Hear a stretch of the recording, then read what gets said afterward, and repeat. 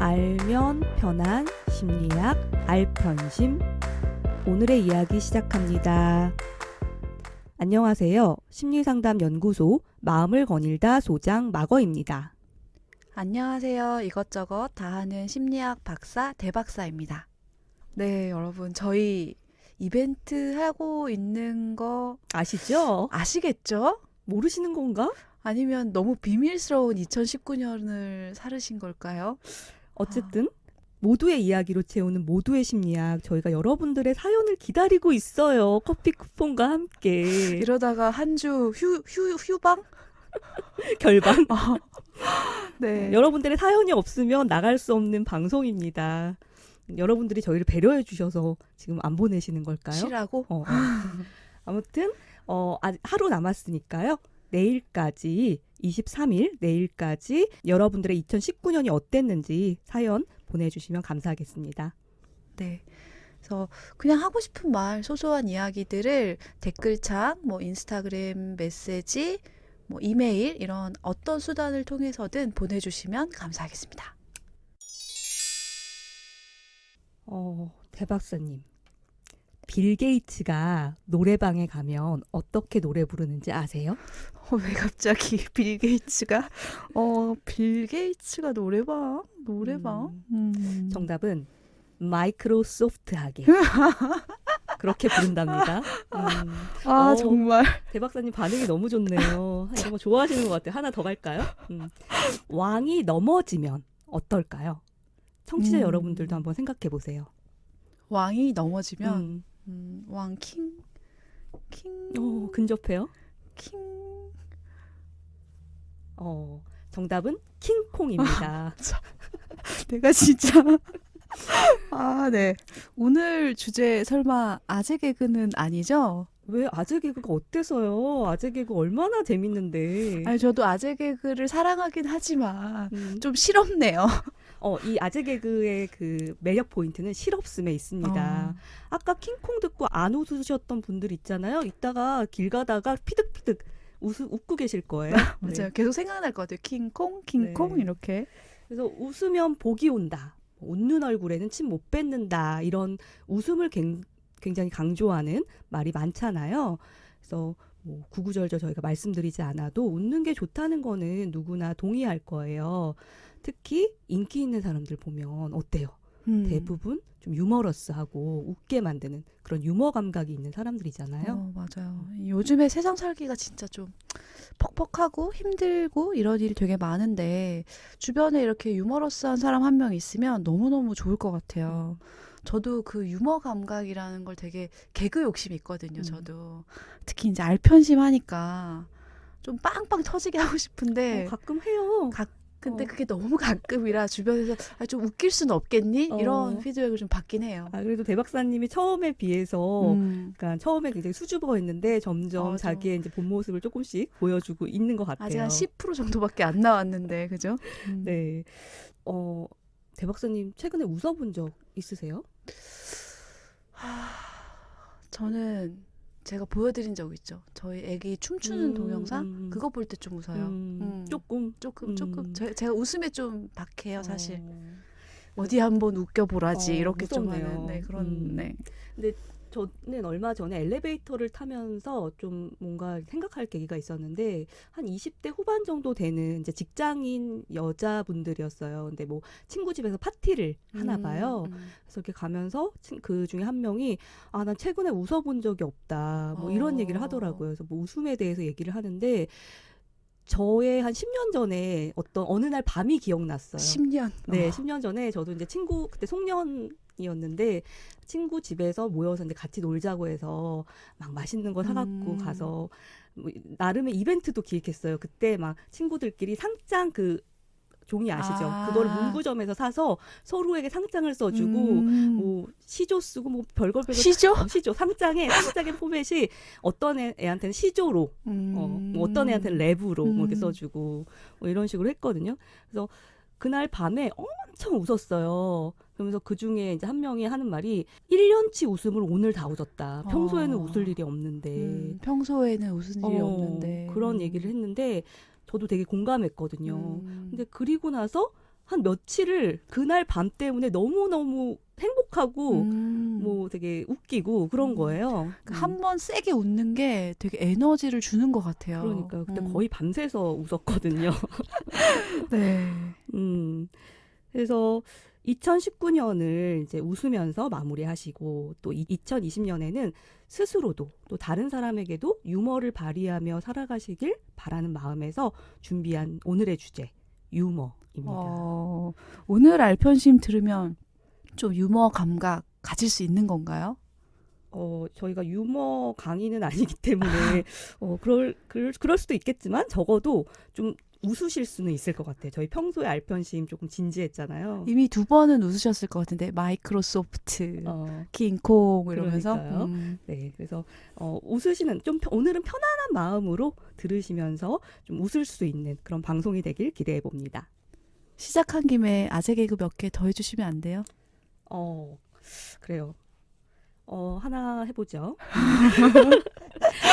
긴장돼.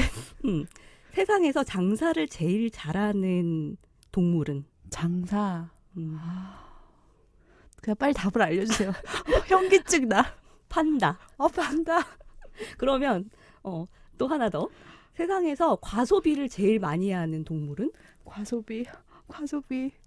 뭐예요? 빨리요. 사자. 진짜. 대박사님 되게 좋아하시네요.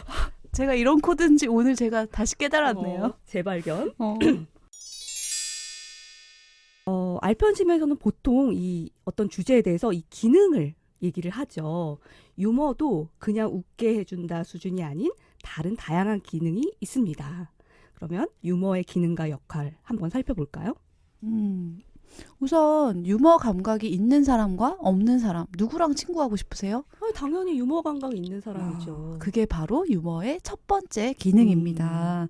좀 이제 심리학적으로 거창하게 말하면 유머는 사람을 좀 돋보이게 만들기 때문에 개인의 생식과 생존에 영향을 미친다 이렇게 말을 해요. 그렇죠. 우리 인간계에서도 유머러스한 남자가 매력 있잖아요. 맞아요. 그리고 잘 이렇게 웃을 때 관계가 좋아지고 막 이런 거 많이 보실 텐데 쉽게 말하면 유머가 있으면 인기가 있다 이렇게 말할 수 있죠. 그래요. 인기 있다는 거는 그만큼 긍정적인 태도로 사람들이 자신을 대하게 되고 또 호감으로 다가오기 때문에 더 긍정적인 경험을 할 가능성이 많아진다는 의미이기도 하겠네요. 네. 그 셀이 삼성경제연구소에서 설문조사한 것에 따르면은요. 유머 감각이 있는 사람을 채용하겠느냐라는 질문에 51%가 하겠다 이렇게 대답했대요.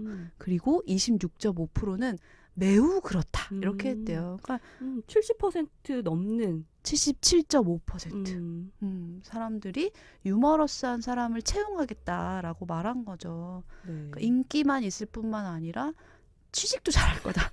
이렇게도 볼 수 있겠네요. 그렇죠.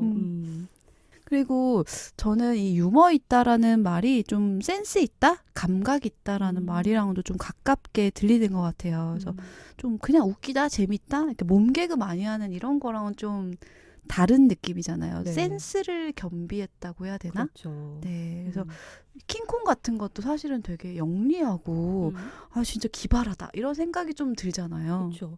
그러니까 실제로 유머를 구사하기 위해서는 언어 능력, 그다음 지성, 그리고 사회적 맥락에 대한 인식, 추상적 사고력 같은 이런 능력들이 많이 필요하죠.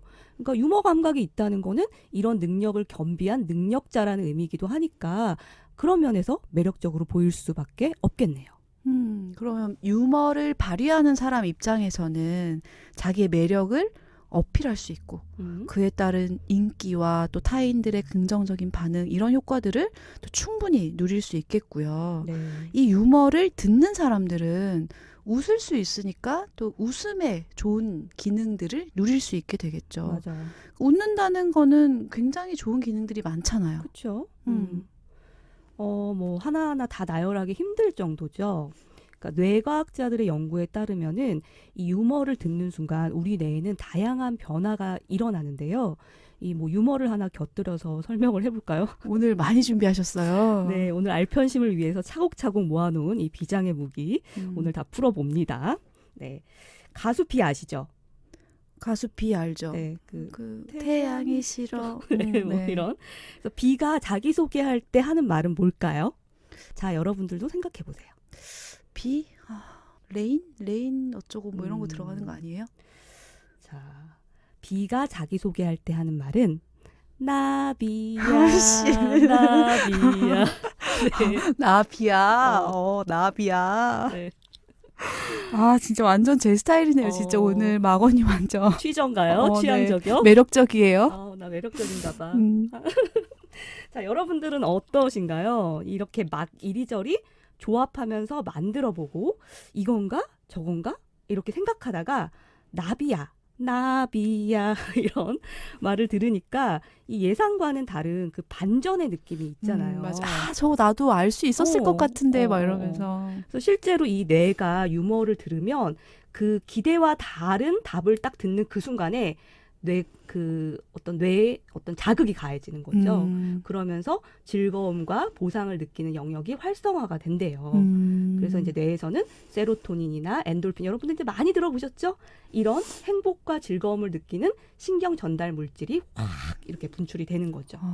그래서 어떤 글에서 보니까 이렇게 반전의 대답을 듣는 그 순간, 이렇게 하는 그 순간이 굉장히 뇌의 쾌락 중추를 활성화시킨다 이런 얘기가 있더라고요.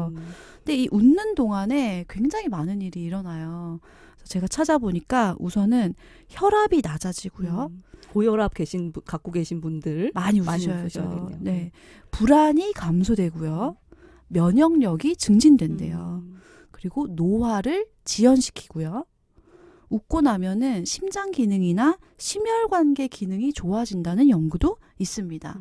그리고 대표적으로 스트레스 호르몬이 감소된대요. 어마무시하네요. 네, 너무 많죠. 저도 이걸 보면서 이 다른 것들은 좀 이해가 되는데 심혈관계가 좋아지는 건 왜 그럴까 이게 궁금해서 찾아봤거든요.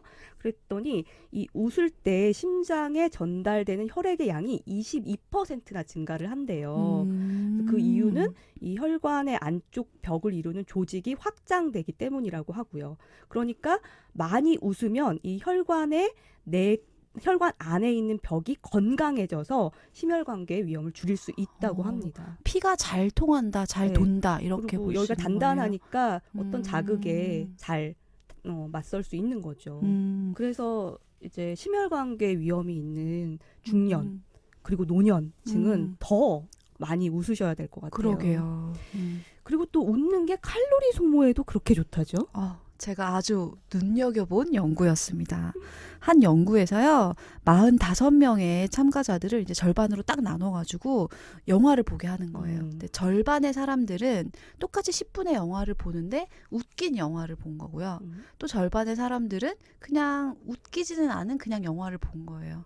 근데 이제 그 영화를 보는 동안에 이제 칼로리 소모를 측정할 수 있는 장치들을 이제 몸에다가 착용하고 영화를 봤는데 그 결과를 살펴보니까요. 안 웃긴 영화를 본 사람들은 칼로리 소모가 거의 없었다는 거예요. 근데 웃긴 영화를 본 사람들은 영화를 보면서 그냥 웃었을 뿐인데 10분에 10칼로리가 더 소모되었다고 합니다. 10칼로리라고 하니까 그거 그까이 거 이렇게 생각하실 수도 있는데요.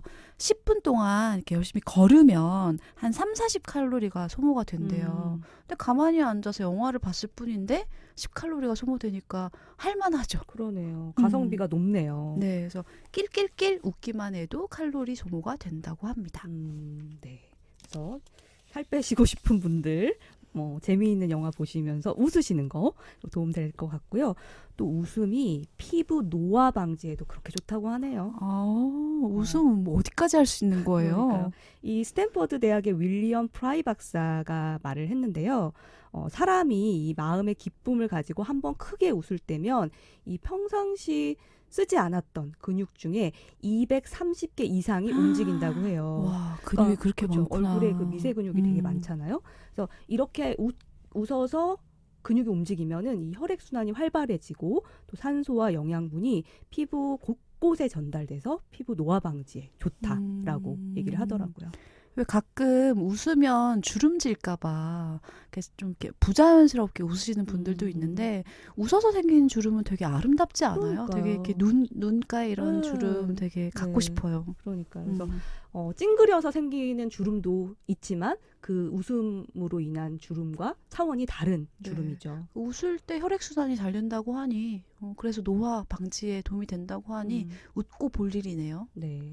그리고 또 웃음 치료라는 것도 있잖아요. 아, 있죠. 어. 막 이렇게 박수 치면서 막 그렇죠. 이렇게 하는. 하하 이렇게 박장대소 네. 하고. 그래서 이런 웃음 치료에 대해서 실질적인 경험적인 연구들도 많이 진행됐는데요. 우리나라 연구에서 한 걸 보니까 이 병원에 오래 입원해 있던 환자들을 대상으로 이 웃음 치료를 실시를 했더니 웃음 치료를 받은 사람들이 우울증이 개선되고 수면의 질이 향상되고 또 면역 효과가 증진되는 그런 효과들이 확인됐다고 하더라고요. 그냥 막 사람들이 재미로 해보는 그런 게 아닌 거네요. 그렇죠. 그래서 저는 예전에는 이 웃음 치료를 좀 무시했었어요. 좀 그냥 약간 뭐, 심리학하시는 분들이 특히 좀 그냥 그런 게 박수 있죠. 치고 뭐 인위적으로 웃고 가볍다고 생각을 했는데 요즘에는 이 단순한 게 또 통한다라는 생각도 들더라고요. 그래서 이 웃음 치료도 잘 활용하면 효과가 있겠구나라고 생각을 하게 됐어요. 네.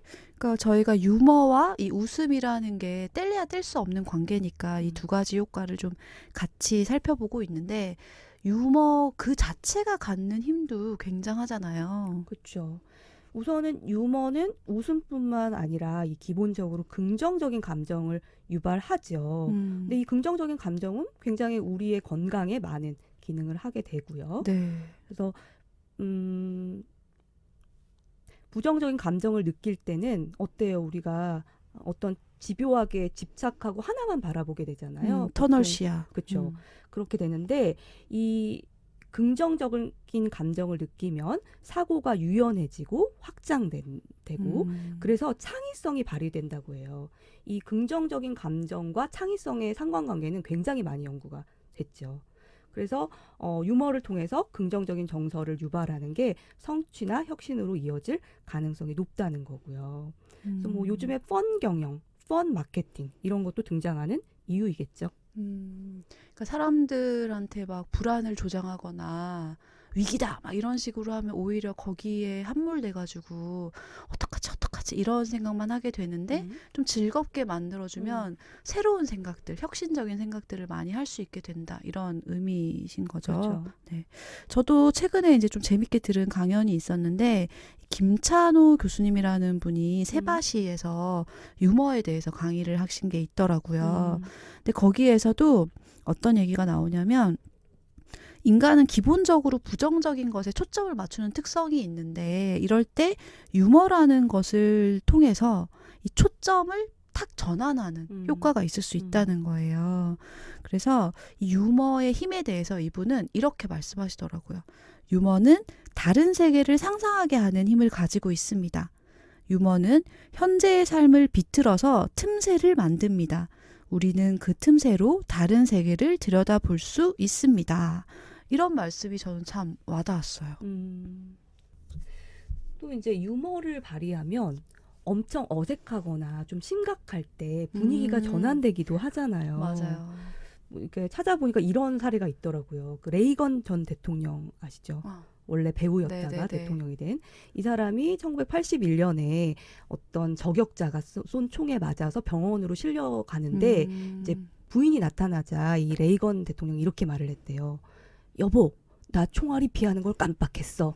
내가 전처럼 영화 배우였다면 총알을 피할 수 있었을 텐데. 그래서 이 한마디로 레이건의 지지율이 83%까지 올라갔다고 하네요. 그러니까 참 죽음을 직면한 어떻게 보면 되게 위험하고 와이프가 엄청 걱정하고 막 되게 심각한 상황이었을 텐데 유머로 이 국면을 탁 전환한 되게 돋보이는 순간이네요.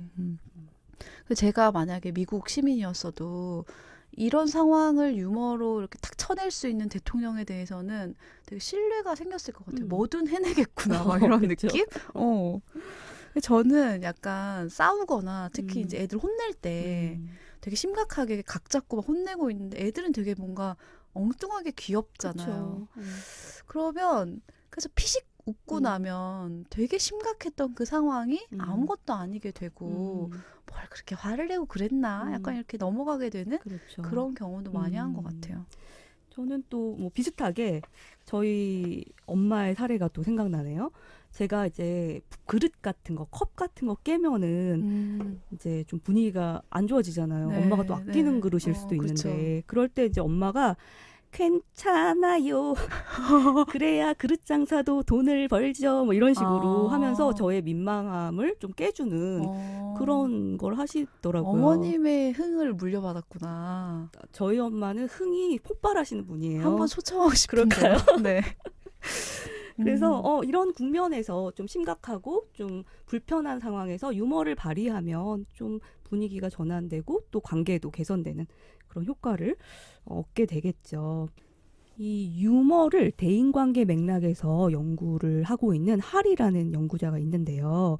그 할이 쓴 논문에 보니까 유머의 기능을 5가지로 요약을 했더라고요. 5개나? 네. 그래서 첫째는 즐거움, 두 번째는 애정, 세 번째는 갈등을 푸는 것, 네 번째는 대처 능력의 향상, 5번째는 사과. 그러니까 행복한 커플들을 떠올리면 될 것 같아요. 네. 그런 사람들 보면 둘이서 얼굴만 봐도 막 이렇게 되게 즐거워하고 누가 별 시덥잖아. 시덥지 않은 거에 지들끼리 웃죠. 막 웃고 그죠. 그래서 막 정말 와 저 사람들 진짜 싸우겠다 싶은데 되게 유머러스한 말 한마디로 툭 던지면 그냥 같이 웃어주고 그래서 갈등을 그냥 휙 풀어버리고 그리고 저는 사과가 또 와닿는데 관계가 좋은 사람들을 보면 이렇게 뭐 잘못한 일 있을 때 각 잡고 막 이렇게 사과하기보다는 좀 이렇게 웃긴 말 해가지고 그냥 풀어주고 네. 또 그걸 받아주고 이러는 경우가 많은 것 같아요. 그러니까 사과의 유머 기능을 대표적으로 떠올리면은 사과할 때 사과 주는 거. 아 맞아. 사과 하나씩 내밀면서 귀엽죠. 근데 귀엽고, 그게 사랑할 땐 귀여운데 미울 때 그렇게 하면 뭐야 장난해? 막 이렇게 되죠. 대박사님 좀 관대해 주세요. 그래서 이렇게 유머만 제대로 발휘해도 함께하는 사람들이 즐겁고 애정을 느끼고 또 갈등도 극복하고 많은 기능이 있겠네요. 이렇게 좋은 유머인데 오히려 불쾌할 때도 있죠. 맞아요. 그러니까 이 유머라는 게 결국은 무슨 총체적인 종합 예술 이런 느낌이 있잖아요. 그래서 상황을 좀 새롭게 보고 다르게 보면서도 또 너무 동떨어지진 않아서 공감을 탁 불러일으키고 이런 게 또 말은 되는데 그렇다고 또 진부하지는 않고 굉장히 이게 아트란 말이에요. 그러니까 이런 행위가 결코 쉽지는 않거든요. 그리고 또 어떤 사람은 이 유머가 기분 좋게 다가오는 사람이 있는데 어떤 사람의 유머는 되게 찜찜하고 맘상하고 그럴 그쵸. 때도 있지 않나요? 그렇죠. 저 같은 경우는 그런 상황을 떠올려 보면 이렇게 다른 사람을 희화화하고 조롱해서 웃기는 경우 있잖아요. 그럴 때 좀 많이 불편하더라고요. 놀려먹고. 네. 저는 특히 그게 다수일 때 좀 불편한 것 같아요. 그러니까 예를 들면은 누구를 친한 사이에서 둘이 있을 때 막 놀리면서 뭐 이렇게 재밌을 수는 있는데 여러 사람이 있는 거예요. 그래서 막 놀릴 때 발끈하면 발끈하는 내가 되게 이상하게 되고 특히 뭐 잘못했을 때 웃음으로 무마하려고 하는데 옆에 사람들이 있어가지고 이 순간 그냥 넘어가지 않으면 나만 이상한 사람 만들고 막 그런 경우 있잖아요. 네네. 그럴 때는 하하하 이렇게 웃으면서 넘어가긴 해도 내내 생각나고 그렇죠. 막 복수하고 싶고 복수의 화신. 막 그렇더라고요. 그렇죠. 그래서 유머를 잘 사용하는 게 되게 중요할 것 같아요. 그래서 여기서 이제 유머의 스타일을 좀 살펴보면 좋을 것 같아요. 마틴이라는 연구자가 이렇게 구분을 한 건데요. 어떤 유머를 구사하는가에 따라서 크게 4가지 스타일로 분류할 수 있대요. 4가지가 뭐냐면 관계적, 자기 고향적, 공격적, 자멸적 이렇게 4가지인데요. 이 처음 2가지 관계적 유머와 자기 고향적 유머는 적응적인 유머 스타일로 분류가 되고요. 공격적 유머나 자멸적 유머는 부적응적인 유머 스타일로 구분이 된다고 합니다. 좀 단어가 낯설어서 그죠? 와닿지 않으실 텐데 하나하나 좀 차근차근 살펴보면 좋을 것 같아요. 네. 첫 번째는 관계적 유머 스타일인데요. 이 스타일은 분위기를 부드럽게 만들고 친해지기 위해서 자발적으로 조크나 웃긴 이야기를 잘하는 사람들이에요. 그러니까 이런 스타일을 쓰는 사람들을 떠올리실 때는 왜 사람들하고 만났을 때 자기가 막 조곤조곤 얘기 잘하고 많이 웃고 농담도 잘하는 그런 사람들을 떠올리시면 될 것 같아요. 네. 그래서 이분들이 이제 관계적 유머를 쓰나 이런 걸 체크하는 문항에서 어떤 응답을 많이 하시냐면요. 나는 친구들과 농담을 잘한다. 음. 다른 사람들과 함께일 때 재치 있는 말을 잘 생각해낸다. 다른 사람들을 웃게 하는 것을 즐긴다. 이런 문항에 그렇다 응답하시는 분들이라고 합니다. 그러니까 실제로 이런 유머를 구사하는 사람들은 친밀감을 잘 쌓아 나가겠죠. 인기가 많을 것 같아요. 그렇죠. 그리고 이제 상관관계 연구를 살펴보면은 이런 사람들은 외향적이고 자존감이 높고 친밀감을 잘 느끼고 관계 만족도를 높게 느끼는 그런 성향으로 나타났어요. 네. 그래서 아까 적응적이라고 했던 말이 와닿네요. 네. 굉장히 이런 사람은 다들 관계에 잘 적응하고 삶에 네. 잘 적응하겠죠. 그리고 두 번째로 자기 고향적 유머 스타일은 이 자기 고향이라는 말이 조금 어려울 수 있는데 자기를 이렇게 기분을 업시키는 이런 걸 말을 하죠. 스스로가 자기 기분을 업시킨다. 네, 그래서 이 자기 고향적 유머 스타일은 뭐 삶의 부조화, 또 스트레스, 역경 이런 어려움 앞에서 유머러스한 태도를 유지하면서 뭐 인생의 해악을 즐긴다고나 할까요? 그래서 현실감은 유지하면서도 유머를 통해서 이 부정적 정서에 대응하는 즉 유머를 대처 전략으로 잘 사용하는 사람이죠. 그래서 이런 사람들은 주로 어떤 특징을 보이냐면요. 스스로 혼자 있을 때도 우울한 상황에서 유머나 이런 걸 생각해서 기분을 업시킬 수 있고요. 자기 혼자 있을 때도 가끔 터무니없는 일로 혼자 웃기도 하고. 제가 요즘 그런데. 그래요? 네. 자기 고향적 유머 스타일이시네요. 네. 네. 그리고 스스로가 좀 낙천적이라고 생각을 하면서 그것이 너무 지나치게 화를 내거나 우울에 빠지는 것을 막아준다라고 믿는 그런 사람들이에요. 그러니까 아까 말했던 그 관계적 유머를 쓰는 사람들은 다른 사람하고 있을 때 재밌게 막 이렇게 하는 사람이라면 자기 고향적 유머를 쓰는 사람은 혼자일 때도 여러 측면을 보면서 웃길 수 있는, 스스로 웃을 수 있는 그런 사람이라고 생각하시면 좋을 것 같아요. 네. 그래서 상관관계 연구에서 보면 이 자기 고향적 유머를 구사하는 사람들도 자존감이 높고 또 개방적인 특성을 가지고 있고 심리적인 안정감, 즉 자기가 심리적으로 되게 안정되어 있고 즐거움을 느끼고 만족감을 느끼는 이런 것들이 높은 걸로 나타났습니다. 이 사람들도 역시 건강하네요. 그죠? 그렇죠. 적응적 스타일이고 관계적 유머를 가지면서 자기 고향적 유머를 가지는 동시에 가지는 사람들도 분명히 많을 거예요. 네, 둘 다 가지면 금상첨화겠네요. 네. 그리고 세 번째로 공격적 유머 스타일이 있는데요. 이름부터 벌써.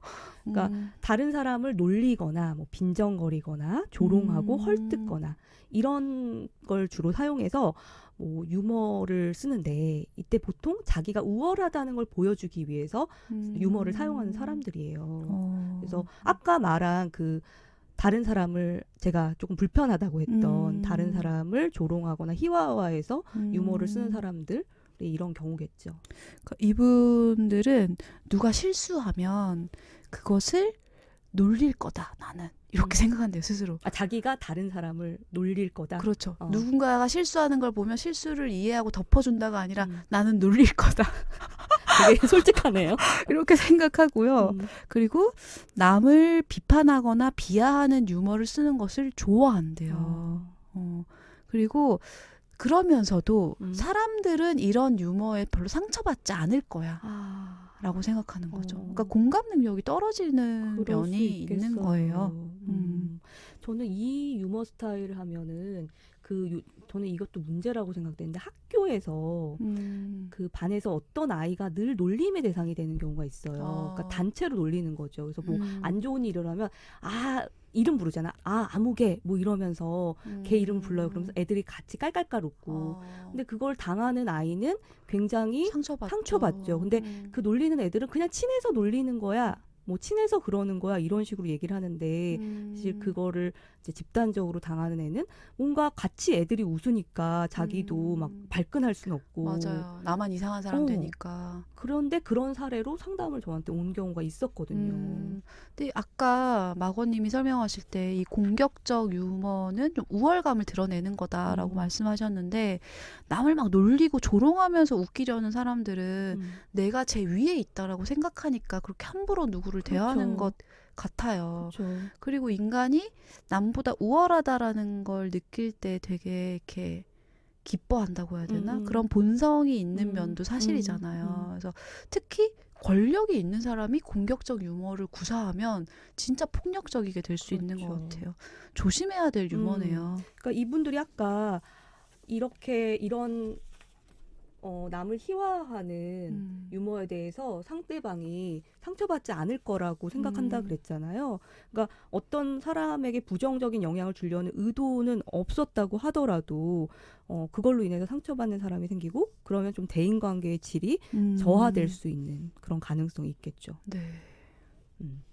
그리고 네 번째로는 자멸적 유머인데요. 이건 이름에서 알 수 있듯이 자기를 지나치게 비난하는 스타일이죠. 그러니까 스스로를 희롱거리로 만들거나 좀 어떨 때는 타인의 인정을 받기 위해서 자기를 희생시키는 그런 유형이겠죠. 그래서 아까 공격적 유머를 쓰는 사람이랑 같이 있으면 또 이게 시너지가 있겠네요. 그러게요. 그러니까 자기가 조롱을 당하는데도 이렇게 발끈하거나 왜 그렇게 해 이런 말 하지 않고 오히려 막 자기도 깔깔깔 웃으면서 자기 스스로를 좀 못난이로 만드는 그런 경향이 있는 건데 이 자멸적 유머 스타일을 가진 사람들은 내 친구들이 기분이 좋다면 그냥 나를 비웃어도 괜찮다 이런 식으로 생각한대요. 그리고 스스로도 농담을 만들거나 웃겨야 할 때 자기를 비하하는 경향이 있다. 그래서 내가 놀림감이 되거나 웃음거리가 되는 것을 그렇게까지 막 이렇게 싫어하지 않는 그런 스타일이라고 볼 수 있죠. 근데 이런 스타일의 내면을 살펴보면 속에는 부정적인 감정이 숨어 있지만 그걸 숨기거나 해결할 힘이 없다고 느끼니까 또는 문제를 회피하기 위해서 이 방어적으로 유머를 사용하는 경우도 있다고 해요. 그리고 또 타인과 잘 지내려는 욕구가 너무 크다 보니까 부적절하게 좀 그거에 맞춰준답시고 자기를 비하하거나 뭐 그런 경우가 있고요. 그래서 이제 이 내면을 살펴보면 되게 아무렇지 않은 듯 보이지만 내면 속에 우울증이 자리 잡고 있을 수도 있다고 합니다. 그러니까 저도 예전에는 공격적인 유머를 쓰는 것보다는 자멸적인 유머를 쓰는 게 낫다고 생각한 것 같아요. 그러니까 남을 막 놀릴 수는 없으니까 그냥 내가 좀 그냥 웃겨지고 말지 이런 식으로 했던 것 같은데 지금 생각해 보면 굳이 그렇게까지 나를 웃음거리의 소재로 삼았어야 하나 그렇게 해서 굳이 얻는 게 뭐였나 이런 생각도 들고 이 자멸적 개그를 많이 쓰는 사람을 보고 나면 좀 불편해지는 그렇죠. 마음? 뒷맛이 좀 씁쓸하죠. 네, 그런 게 있었던 것 네. 같아요. 그러니까 저도 예전에는 그런 자기를 비하해서 이렇게 웃음을 유발하는 사람을 보고서 되게 존경스럽다. 얼마나 자존감이 높으면 저렇게 자기를 희생해서 웃길 수 있을까. 그래서 저도 그런 유머를 막 구사했던 적도 있는데 생각해 보면은 그게 꼭 좋은 것만은 아니라는 그런 생각도 들고요. 그리고 저는 이 협력적 유머 하면 떠오르는 대표적인 사람이 있어요. 유재석. 국민 MC. 네. 그죠. 그분을 싫어하는 사람 별로 없잖아요. 그러니까요. 그래서 네. 이분이 인기 있는 이유가 어떤 면에서 보면 대표적으로 이 협력적 유머를 사용하기 때문이 아닐까. 제가 최근에 유재석 씨에 대해서 누가 이제 쓴 글을 봤는데 이분이 최근에 한 프로그램 중에 유퀴즈 온 더 블럭이라는 저 되게 좋아했던 프로그램인데 거기에서 다른 사람들은 길가에서 어떤 나이 드신 분을 만나면 뭐 아주머니, 뭐 할머니, 할아버지 이런 식으로 쉽게 막 이렇게 말을 거는데 이분은 절대 그런 호칭을 쓰지 않는다는 거예요. 그래서 성함이 어떻게 되세요? 이렇게 물어보고 뭐 마거 여사님 뭐 이런 식으로 호칭을 한다. 그래서 이 사람이 그러니까 유재석이라는 사람이 얼마나 존중과 배려가 있는 사람인가에 대해서 누군가 이제 글을 썼더라고요. 그러니까 진짜 유머는 정말 누군가를 다 함께 기분 좋게 웃을 수 있는 그런 유머는 타인에 대한 배려, 존중에서 나온다는 걸 보여주는 사례인 것 같아요. 네. 그러니까 웃음에도 결이 있는 것 같아요. 그러니까 좋은 웃음과 뒷맛이 씁쓸한 나쁜 웃음으로 이렇게 나눠지는데 그걸 가르는 기준은 결국 공감이겠죠. 그래서 함께 웃지 못하는 웃음은 일종의 폭력이 될 수도 있을 것 같아요. 네, 맞아요. 음. 그래서 왜 가끔 이렇게 좀 특히 직장이나 이런 데서 그런 얘기 하잖아요. 막 남을 막 이렇게 놀려놓고 그 사람이 약간 표정이 안 좋으면 야, 너는 왜 예능을 다큐로 봤냐? 웃자고 한 말을 왜 죽자고 달려드냐? 이러면서 그 사람을 이상하게 만드는 경우가 있는데 그건 일종의 폭력이죠. 그렇죠. 그래서 배려가 없는 유머는 유머가 아니다라는 생각을 여러분들도 하셨으면 좋겠어요. 저는 그런 면에서 이 오랫동안 함께 지내면서 쌓인 경험과 또 그 맥락을 활용해서 웃음을 유발하는 그런 상황들 있잖아요. 그럴 때 느끼는 유쾌함과 그 묘한 쾌감 이런 게 좋더라고요. 그러니까 유머가 소위 통한다 이런 네, 거요. 그래서 예를 들면은 이제 뭐 친구들하고 오랜 친구와 단톡방이 이제 몇 개 있는데 그런 데서 옛날에 너 이랬잖아, 뭐 맞아, 우리 맞아. 이랬었지 하면서 이렇게 웃긴 그런 소재를 활용해서 우리끼리 막 웃는 경우가 있거든요. 맞아요. 그런 걸 보면은 이런 공감이 되게 중요하다. 네. 서로 소통하고 이런 것들이 참 중요하다는 생각을 해요. 그 유머를 뇌과학에서 연구할 때도 이렇게 웃는다는 게 보통 일이 아니다 이런 얘기가 있더라고요. 그래서 예를 들면 킹콩 아까 저 네. 왕이 넘어졌을 때 킹콩 이것도 웃으려면 킹을 알아야 되고 그렇죠. 콩도 알아야 되잖아요. 최근에 그런 일이 있어서 저희 애기가 엄마 물을 칼로 자르면 뭐게? 이러는 거여서 뭔데? 그랬더니 수컷 이러는 거예요. 아재 개그네요. 네, 그러니까 그 껌 같은 거 사면은 거기에 요즘에도 있는 있나요? 거예요. 옛날에 거기에 막 채불암 시리즈, 참새 시리즈 이런 거 네. 있었는데. 그게 아직도 있더라고요. 근데 저는 그 수컷이 너무 웃긴 거예요. 근데 저희 딸이 이제 7살이니까 근데 엄마 왜 수컷이야? 그 걔는 그냥 텍스트로만 봤지 왜 수컷이 물을 자른다는 건지 이해를 못 하는 거죠. 그러니까 걔는 웃을 수 없는 거예요. 그렇죠. 그러니까 이게 기본적인 지식이나 경험이나 배경이 공유되어야지만 웃을 수 있는데 그래서 어떤 단어를 보고 동시에 웃음을 터뜨리면 동질감? 그렇죠. 우리가 공유하고 있구나 이런 게 딱 느껴지면서 끈끈해지잖아요. 그렇죠. 그래서 아까 언급했던 그 유머 연구 많이 하신다는 할 교수님에 따르면 특히 커플에서 중요한 건 유머 코드의 공유라고 해요. 중요하죠. 그럼요. 그래서 같은 거 보는데 내가 안 웃는 장면에서 상대가 막 너무 깔깔깔 웃으면 뭐지? 내가 모르는 사람 같고 막 낯설고 그럴 때가 함께 있으나 그쵸. 함께 있지 못하는 외롭고 느낌. 막 그럴 수 있거든요. 네. 그래서 코드가 통한다는 게 굉장히 중요하다고 합니다. 그렇죠. 어떤 사람한테는 웃긴 사람이지만 나한테는 하나도 재미없으면 맞아요. 매력이 안 느껴지잖아요. 맞아요. 이제 연인 관계에서도 이 유머가 웃음이 중요하죠. 굉장히 윤활유가 되잖아요. 그럼요. 근데 이제 처음에 만났을 때 이 유머라는 건 사실 같이 공유한 경험의 역사, 총량, 역사이기도 한데 처음에 딱 만났는데 서로 유머 코드가 너무 잘 맞아서 이 주거니 받거니 너무 잘 되고 네. 이러면 어머 우린 너무 잘 맞아. 운명. 운명 같아. 뭐 이러면서 더 매력을 느끼고 더 빠져들게 되기도 하잖아요. 네. 그런 면에서 또 이제 유머가 되게 윤활유 역할하고 서로 연결해주는 접착제 역할을 해주는 것 같기도 해요. 그런 분들을 서로 만나셨다면 너무 다행이고 너무 좋은 거고요. 근데 만약에 또 그런 경우 있잖아요. 사실 유머 코드가 그렇게 잘 맞는 건 아니지만 초반에 뭐 다른 요인으로 인해서 호감을 느꼈으면 괜히 상대방이 좀 시덥잖은 얘기에도 웃게 되고 웃어주게 되고 그렇죠. 그리고 서로 약간 매력을 어필하기 위해서 네, 잘 웃어주기도 맞아요. 하고. 제가 또 옛날에 생각해보면 그렇게 웃어줬던 것 같네요. 네. 그래서 그래서 네.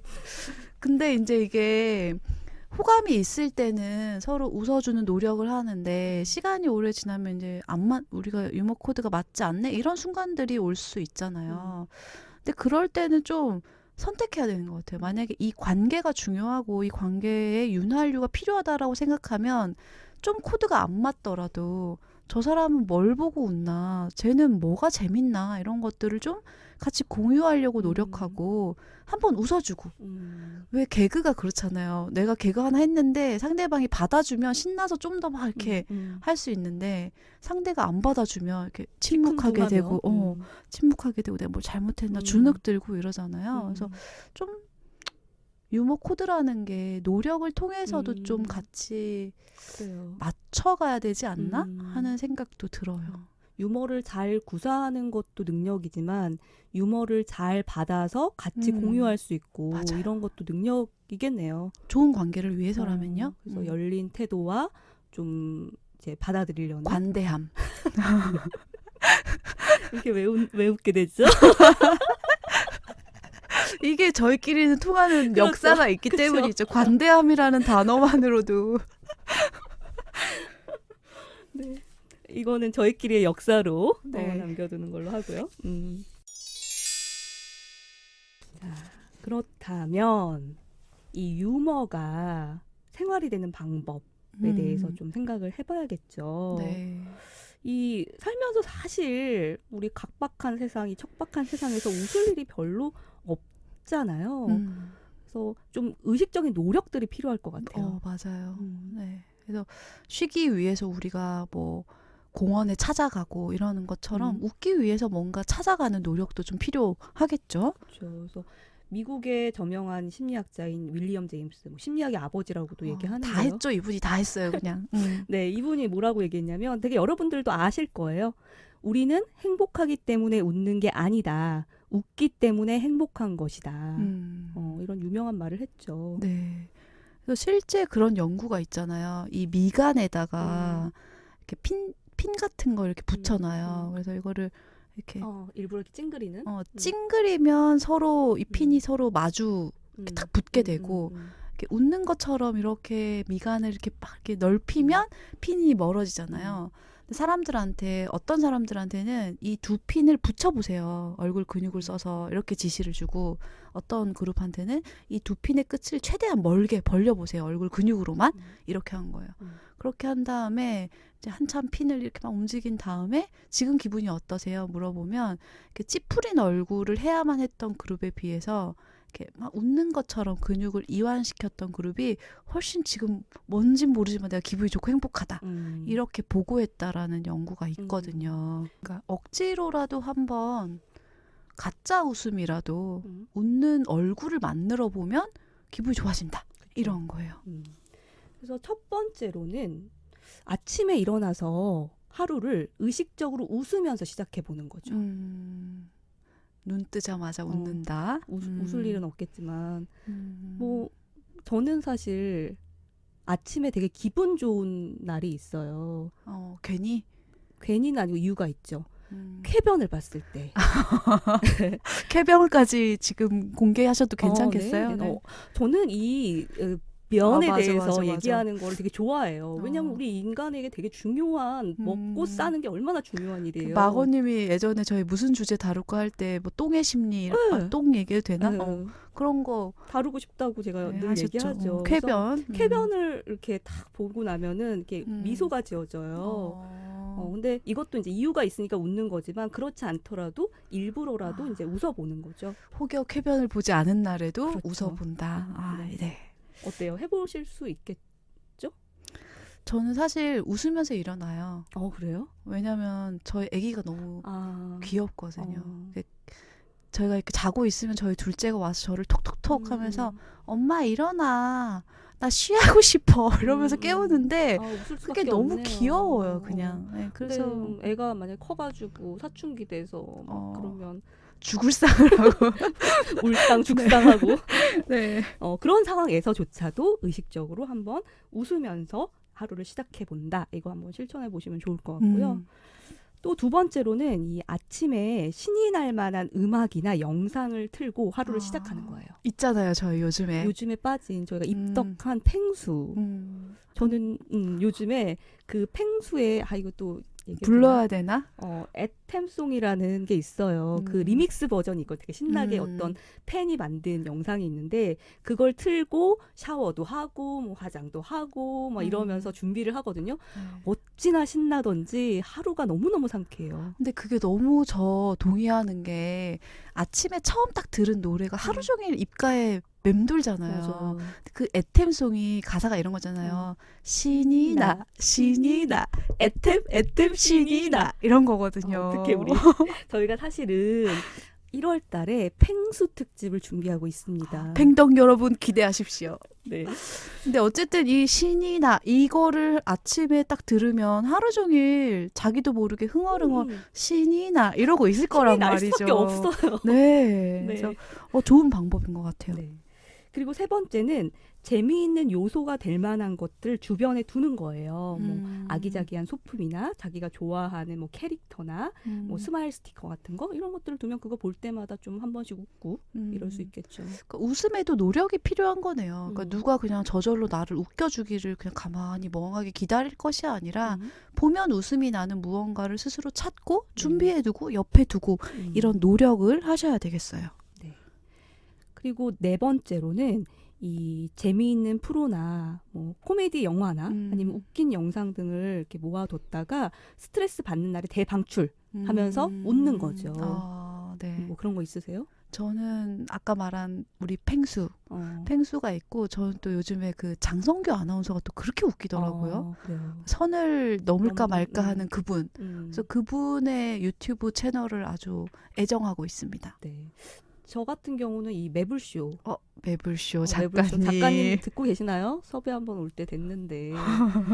제가 이 매불쇼 애청자라고 몇 번 밝혔죠. 근데 이제 뭐 이렇게 우울할 때 한 번씩 이렇게 출근길에 듣거나 또는 제가 한 번은 서점에서 책을 사고 있는데 매불쇼 되게 웃긴 에피소드를 듣다가 깔깔깔 웃었어요. 그 서점 조용한 데서. 그래서 내가 미쳤구나. 뭐 그리고 이제 매불쇼에도 댓글도 썼는데 뭐 보셨나 모르겠네요. 아니 근데 지금 마거님 얘기를 들으니까 그러니까 잘 웃으려면 자기가 뭘 재밌어 하는지를 알아야 되잖아요. 그렇죠. 근데 이런 적극적인 노력을 안 하시는 분들은 자기의 유머 코드 자체를 그러니까 웃을 의지가 없는 거죠. 그러네요. 의지가 찾아야 있어야 되는 것 같아요. 웃을 수 있는데요. 네. 그리고 다섯 번째로는 유머를 혼자만 이렇게 갖고 있는 게 아니라 네. 전파하는 거죠. 이 전염성. 그렇죠. 그래서 이 웃음은 함께 나눌 때 배가 되고 더 재밌어지는 거잖아요. 그리고 웃음의 역사가 또 생기니까. 그렇죠. 그래서 저는 그런 면에서 이 어르신들이 단톡방에서 이 유머 이렇게 나누는 짤. 거예요. 짤이나 뭐 유머 그런 내용 이거 나누는 거 굉장히 좋다고 생각이 들어요. 사실 저희도 이제 펭수 특집 준비하면서 펭수 방을 하나 만들었잖아요. 네, 저희 이제 게스트도 한번 지금 초빙했습니다. 네, 그 방이 저에게 되게 큰 위로가 돼요. 그렇죠. 거기에 이제 올라오는 그런 영상과 짤들이 막 지친 하루 끝에 아휴 이러면서 이렇게 딱 웃음 띄게 하는. 저희 거기서 심도 있는 토론도 하잖아요. 맞아요. 어제는 뉴질랜드와 영국의 복지 제도에 대해서 연구를 좀 했죠. 네. 네, 그래서 이런 것들 함께 나누는 것들이 또 웃을 수 있는 요소가 될 수 있겠고요. 그리고 여섯 번째로는 좀 뭔가 웃기 위한 의도적인 노력, 규칙을 만드는 것 이런 것도 필요할 것 같아요. 네, 제가 예전에 어떤 다큐를 봤는데요. 거기에서 이제 ADHD의 아동을 둔 가족이 나왔어요. 근데 그 가족의 부모님이 어떤 특징을 보이셨냐면 되게 웃긴 코미디 프로그램을 틀어주고 보는 장면을 녹화했는데 무슨 다큐 보는 줄 표정의 변화가 없으신 거예요. 그래서 그 장면을 스스로가 보고 내가 이렇게 웃음이 없었구나를 깨달으시더라고요. 그래서 그 치료자가 뭘 제안했냐면은 이 아이의 치료를 위해서 집에 웃음선을 만들어라. 그래서 제일 가족들이 많이 지나다니는 주방과 거실 사이에 테이프로 이 선을 지나면 무조건 웃는다. 이렇게 쓴 선을 붙이더라고요. 웃음 구역이네요. 네. 그래서 지날 때마다 무조건 웃어야 되는 거예요. 막 싸우다가도 지나면 하하하 웃어야 되고. 그래서 그 규칙을 만들고 몇 주 후에 다시 그 집을 찾아갔더니 정말 놀랍게도 가족들이 다 이렇게 웃고 있고 정말. 그리고 그 아이의 ADHD가 굉장히 많이 호전된 그런 사례가 다큐에 이제 소개가 된 적이 있었어요. 그러니까 그 순간 웃을 뿐만 아니라 아까 아빠 웃을 때 웃음소리 진짜 웃겼어. 왜 너 그때 안 웃었어? 이러면서 대화가 시작된다는 게 포인트였던 것 같아요. 좀 우리 집에 웃음이 없다라고 느끼시는 분들 한번 유용하게 활용해 볼 수 있는 규칙이겠네요. 네, 그래서 꼭 남하고 같이 만드는 규칙이 아니더라도 자기만의 규칙, 뭐 일어나면 웃는다, 밥 먹기 전에 하하하 한다, 뭐 이런 거 하실 수 있죠. 그러네요. 7번째 마지막인데요. 세상 만사를 너무 심각하게만 생각하지 않았으면 좋겠어요. 네. 뭐 때로는 뭐 아휴, 될 대로 되라지 하면서 맞아. 이런 정신도 필요할 것 같아요. 그 갑자기 떠오르는 게 하늘이 무너져도 솟아날 구멍이 있다. 네네. 이런 거죠. 그래서 네. 되게 심각한 상황, 어려운 상황에도 아주 약간의 빈틈이 있고 그 빈틈을 발견하면 우리가 웃을 수 있는데 그런 노력 필요하다는 거죠. 네. 뭐 이 유머가 생활이 되는 방법으로 저희가 7가지를 같이 이야기를 나눴는데요. 뭐 대단한 건 사실 아니잖아요. 그래서 오늘 알편심의 이 실천 코드는 그렇게 어려운 게 아니라서 저희도 한 주 동안 되게 즐겁게 해볼 수 네. 있을 것 같아요. 그리고 이제 유머러스해지고 싶으신 분들은 웃기려고 막 애를 쓴다고 웃겨지는 건 아니니까 스스로 많이 웃으면서 긍정적인 정서를 많이 경험하시면 유머에도 창의성이 발휘되실 겁니다. 네. 오늘 알편심 어떠셨나요? 알게 되어 좀 웃으셨나요? 저희도 웃음으로 이렇게 마무리를 짓는데요. 오늘 알편심에서는 유머에 대한 이야기들을 많이 즐겁게 나눠봤어요. 그래서 오늘 알편심의 마지막은 여러분들에게 퀴즈를 하나 내드리면서 상품 있나요? 당연하죠. 저희가 그냥 허투루 하지 않죠. 그래서 이 퀴즈에 첫 번째로 정답을 맞추신 댓글로 첫 번째로 정답을 맞추신 분에게는 커피 쿠폰을 쏩니다. 이거 완전 타이밍 싸움이겠는데요. 그렇죠. 자, 1시간 동안 비가 오는 것은 뭘까요? 1시간 동안 비가 오는 것은? 네. 정답이 생각나신 분은 빨리 달아주세요.